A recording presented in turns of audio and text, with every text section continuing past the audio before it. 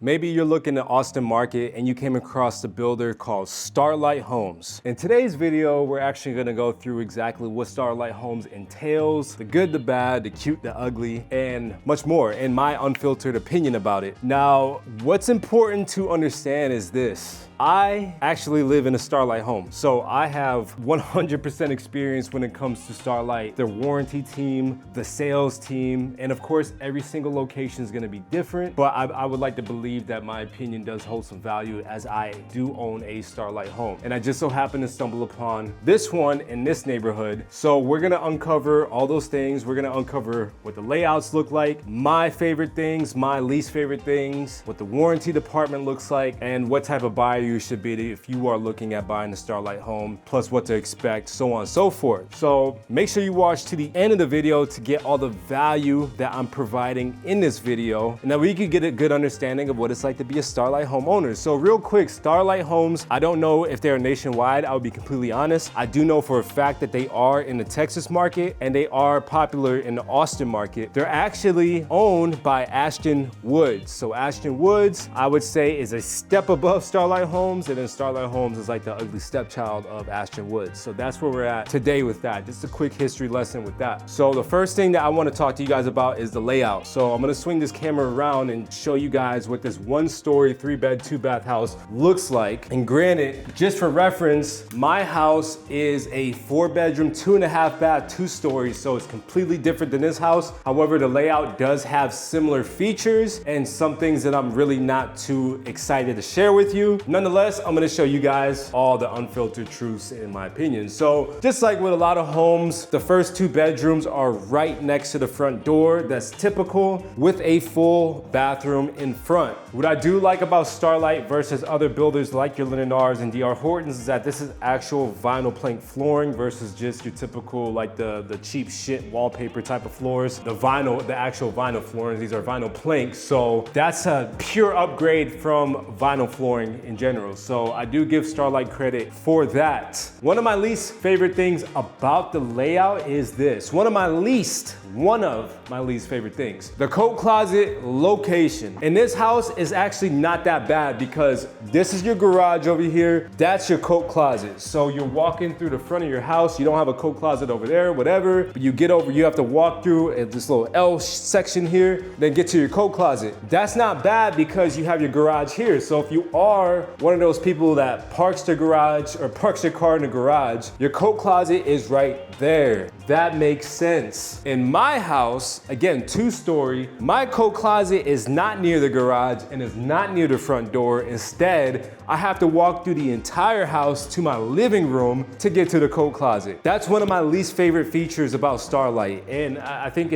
that's pretty much the same type or similar type of feature throughout all their floor plans, is that the coat closet is never next to the front door or it's in a weird spot. But in this case, at least it makes sense. In my house, it does not. So the laundry room is gonna be over there. Again, garage, laundry room, coat closet. And then I'm gonna show y'all my second least favorite feature, which I could say for sure is in every single Starlight home, are the carpets in the living room. Again, my house being a 2-story, I have a living room and a loft downstairs. We don't have no first bedrooms, or we don't have any bedrooms on the first floor. So the only 2 areas that had carpet in the downstairs area of our house was the living room and the loft. Before we even moved any of our shit inside the house, I actually went ahead and removed the carpets and laid down the rest of the vinyl plank flooring. The builder didn't grant me this. I didn't get no concessions for this. They didn't provide it. I had to pay for that out of pocket. Since it was a DIY project, it cost me approximately $2,000. And I felt like,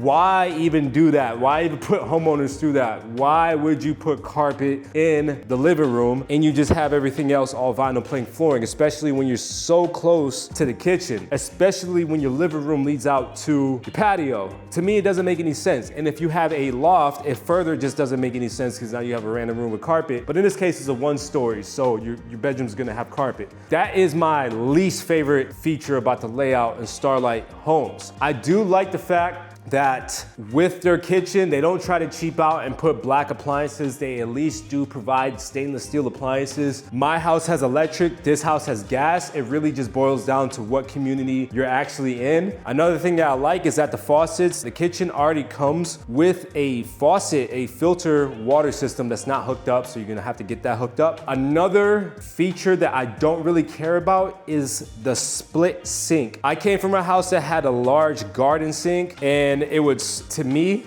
that is so much better and so much functional versus having a split sink here. I don't like this setup personally. I could do away without it. And it seems like in this neighborhood, these houses do come with fridge, washer, and dryer. Mine did not come with either one of them. Again, it just boils down to the actual community. So I'm gonna take y'all to the master bedroom here. So another feature that I do not like about Starlight Homes is this master bedroom setup. The master bedroom, the size of it is fine. Carpet, it's whatever, it's fine. My knock is this one light in the middle of the ceiling. The reason why I do not like this singular light right here inside the primary bedroom is because when the sun goes down and it gets dark, you only have this one light in the middle of your ceiling, okay? I just installed a ceiling fan inside of our primary bedroom at my house, and that fan, it might just be the fan, it's a super dim light anyways when the sun is down, and we just have to go off that light off the fan. I have to use a lamp in order to see inside the room. So that's all to say is that I just wish that Starlight Homes had multiple recessed lights inside the primary bedroom versus just having that one. Now, this is the primary bathroom, and I want y'all to remember or keep in mind this is that Starlight Homes is one of those starter first-time home buyer type of homes or starter homes, or if you're upsizing, downsizing, or on a budget, essentially. You're not gonna get a super well-finished, well-luxury home with Starlight Homes. You're not gonna get these custom features or anything crazy like that. It's just going to be very bare and basic. You get the roof, you get your doors, you get your windows, walls, very basic. What I would love to see is a dual vanity sink in the primary bathroom. But again, I understand it. This is more of a budget type of buyer, so I can understand that they're not gonna have the updated features like dual vanity, but I would love to see it nonetheless. So I'm not gonna knock them for this. What I'm gonna knock them for is for this right here. This does not affect me, so I'm not gonna say that this is with every single floor plan, but I wanna show y'all something. For reference, I'm 6'2", okay?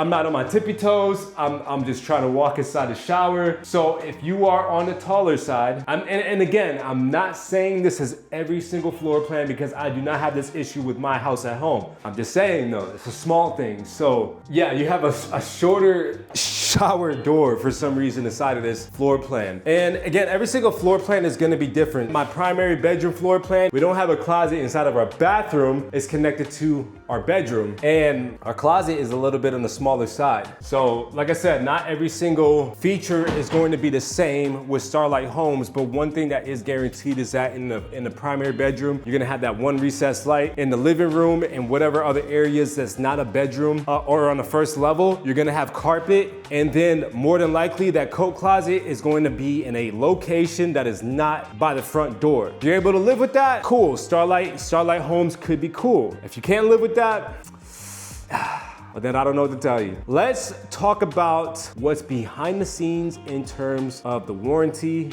the sales team, and the construction team. But let me see if I can walk a different floor plan to talk about those things. Catch you in a bit. By the way, if you are looking at moving to the Austin area, my team and I specialize in new construction, and we know exactly where to point you depending on where you're at in your journey. So if you are interested in moving to the Austin area and you do need help with that relocation, make sure you reach out to me and the team. I will leave my QR code on the screen. This will take you to my calendar to schedule that one-on-one call with me. I will also leave that same link in my pinned comment and also in my description. And if you do not want to scan that link or hit that link, perfectly okay. Feel free to shoot me a text or call me. And that way we can put you on a roadmap to put keys in your hand. All right, so this segment was to talk about the back end team of Starlight Homes, but I went to a different house. I just had to show y'all this. This is still the layout, okay? I just entered the house. Let me walk out again. This is another one story. So as soon as I walk in,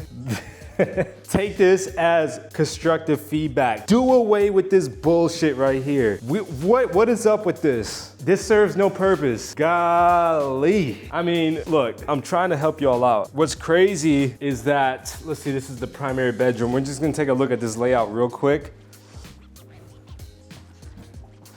Yeah, this one's cool. And I'm gonna explain why it's like this. I'm trying to find the coat closet. Oh, wow, okay, I was wrong. The coat closet is actually close to the front door in this one. Yeah, okay. Like I said, every floor plan is gonna be different, but usually the coat closet's in a weird location, and at the very least, what I could confidently say with every single floor plan is that the carpets are just gonna be in weird spots. What's interesting is that one of my buddies that actually sold me my Starlight house, he raised the same concern with the company that the carpet is just, it doesn't make sense. You might as well just do away with the carpet and just go straight floors throughout, or at least in the heavily walkable areas. So that is a known issue. I just don't know when or if they're ever going to listen to the feedback and just stop doing that, okay? So I think it's funny at this point, but yeah, anyways, let's talk about the back end support of Starlight Home. And this is all purely from experience. The sales agent that I worked with, he was a buddy of mine. So that was a pleasant experience. And I'm not saying it was a pleasant experience because he's a friend. It was an actual pleasant experience. If he wasn't a friend, it would still have been a very pleasurable experience. Very smooth. I understand exactly what I was getting myself into. And there was some room to negotiate. They ended up covering all closing costs and then some.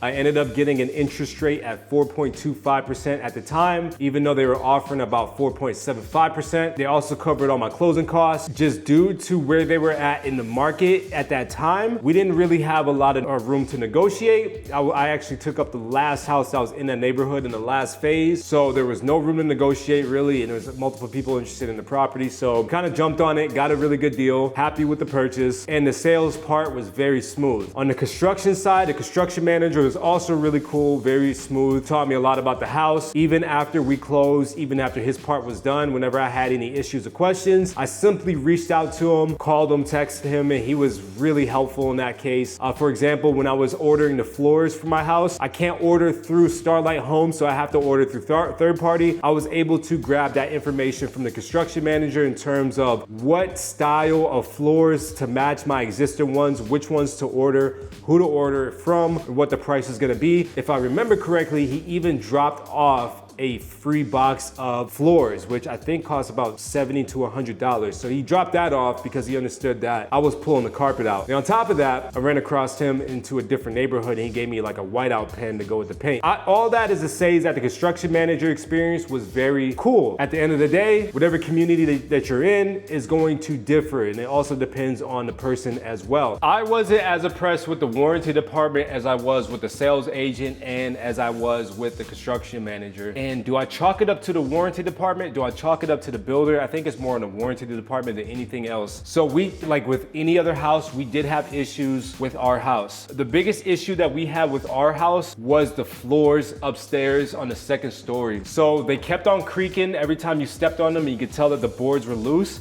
Come to find out was that whoever laid the floors down did not actually screw them down. They were just kind of sitting there. So every time you stepped over them, it was like this nails on a chalkboard type of screech. It drove me insane. And every time I found one or found a group of them, I would put them in the warranty report. They would send a guy out there, rip the carpet out, drill it down, put the carpet back, stamp everything is all good, and then go about their business. Unfortunately, I would not find every single one of them was loose every single time I walked the house. So I thought that I would knock everything out, and then I would find a couple new boards, put the request in, they come out, fix it, find a new boards, come out, fix it, request it, whatever, et cetera, et cetera. And it got to a point where, understandably on my end, we cannot keep coming out for this issue. You have to make sure that you have every single one of those identified, and then we'll come out and fix them all. I understand that from a business point of view, and I also told him, like, look, I'm trying to do that, but I keep on finding more. You're putting pressure on me. I'm not the one that didn't screw these floors in. Like, I I could walk around the entire house, not find anything, and then all of a sudden, 2 in the morning, I randomly come across a board and be like, well, we missed one. And that's exactly what happened. We actually have 2 loose boards still at the house. I'm outside my 1-2-10 warranty. I'm outside that first year, so they can't fix it anymore. But that's not my issue. You guys should have did this shit right the first time. If I have to bring you guys out 25 times for 25 different boards, should have done it right the first time. That's part of the warranty. You can't just deny that. Like I said, I understand from a business perspective, but at the same time, it kind of rubbed me the wrong way. That wasn't the only issue. There was a couple issues. I just can't think of it from the top of my head. There was a exterior piece that they had to replace, the vinyl siding. There's also a drainage issue that they had to address, and the fence issue, which they didn't address because they summarized it as settling or something stupid like that. And my fence is still like that to this day. Basically, it doesn't latch correctly unless if I physically turn one side in order for it to latch. I'm not too happy about that. It's not gonna ruin my life or anything like that. It's just a little bit more annoying than anything else. And I wish the department or the warranty department actually addressed that issue. But outside of those, it wasn't that bad of, like I said, I'm happy with the construction manager, I'm happy with the sales team, and I would say I'm moderate to happy with the warranty department. Just a couple of hiccups here and there. I'm just trying to give you guys the full picture. Outside of that department, when it comes to price, I do think, at least in my case, you're always gonna pay for location. But I think that for the features, finishes that we had and no appliances, I think we might have been on the higher end. Now, on the contrary, right now, I'm filming in San Marcos. These houses do come with fridge, washer, and dryer, and they are on a much lower end. For example, I don't know the prices of these houses. I didn't get a chance to ask, but I think these houses are mid to high 200s, and if not low 300s. I do think the prices are justified just based on the area. You guys might balk and be like, there ain't no way I'm paying 300 for that. But look, okay, they are justified in this area, 100%. Even if they were low to mid 300s, you kind of get into the higher end. But if they were in the low 300s, I think it's justified. High 200s, it's a good price. Anything mid 200s, jump on that shit. But I don't think they're in the mid 200s. So price is good, incentives are good. If most buyers for this gonna be, or not most, but a lot of buyers we're looking at first time home buyers, we're looking at downsizers, we're looking at people upsizing, and ultimately we're looking at people on a budget. If you don't care about the customizable options, Starlight Homes is gonna be for you. I think that pretty much covers everything. So I'm gonna switch the angle, then we're gonna talk about the conclusion of this video. I picked a carpet spot to end the video. All in all, is Starlight Homes worth the purchase? I would say yes. It depends on what type of buyer you are. Are you on a budget? Perfect for you. First time home buyer? Cool. You're not looking for too much of a house? Cool. You're looking to upsize? Great. You're looking for a really good deal? Got you. I think Starlight Homes checks a lot of different boxes. In my case, we were looking to upsize and we were still on a budget. We didn't care about the customizable options, and we wanted to get into Maynard without having to break the bank, or closer to Austin without having to break the bank. And it checked every single one of those boxes. Did we get a perfect house? Hell no. Are there some things that I'm not happy with? Of course. Can I live with it? Yes. At the end of the day, it checked the most important boxes: location, budget, usefulness, and location, whatever.